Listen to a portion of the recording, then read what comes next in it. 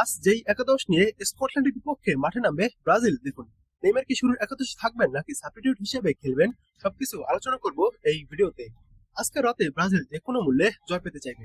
Draw করলেও পরের রাউন্ডে যেতে পারবে, বাট গ্রুপ চ্যাম্পিয়ন হতে গেলে এই ম্যাচে জয়ের কোনো বিকল্প নেই নেইমারদের সামনে।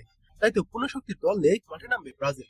রাফিনহার অনুপস্থিতিতে ব্রাজিলের একাদশে তার জায়গায় খেলার দৌড়ে সবচেয়ে এগিয়ে রয়েছেন লুইস হেনরিক। উইংয়ে গতি তুলে প্রতিপক্ষের ডিফেন্সের পেছনে গিয়ে সুযোগ তৈরি করাই তার অন্যতম বড় শক্তি।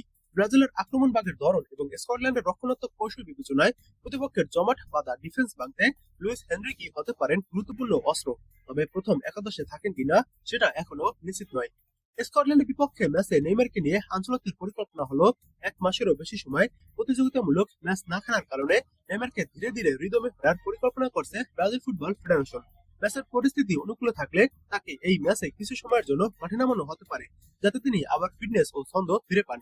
কোচিং স্টাফের লক্ষ্য হলো তার উপর অতিরিক্ত চাপ না দেওয়া এবং ম্যাচের ফল নির্ধারণের দায়িত্ব না দেওয়া, কারণ তিনি এখনো পুরোপুরি ফিট নন। সবকিছু ঠিকঠাক থাকলে তাকে ফলস নাইট হিসাবে খেলানোর সম্ভাবনাই সবচেয়ে বেশি, যেখানে তিনি আক্রমণে বেশি স্বাধীনভাবে খেলতে পারবেন এবং রক্ষণাত্মক দায় কম থাকবে।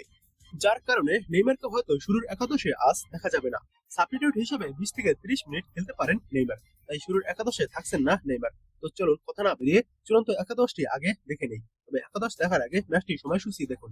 এই ম্যাচটি শুরু হবে আজ দিবাগত ভোর 4টায় মাঠে নামবে ব্রাজিল ও স্কটল্যান্ড, অর্থাৎ 25 জুন ভোর 4টায় ম্যাচটি শুরু হবে।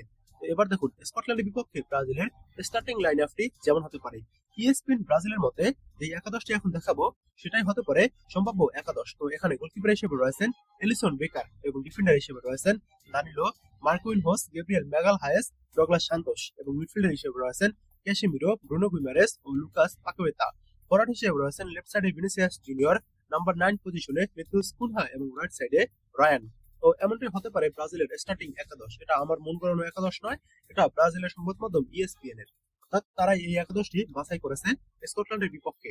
তাই আজ রাত ভোরে নেইমার শুরুর একাদশে থাকছেন না এবং এই একাদশটি হতে পারে স্টার্টিং একাদশ।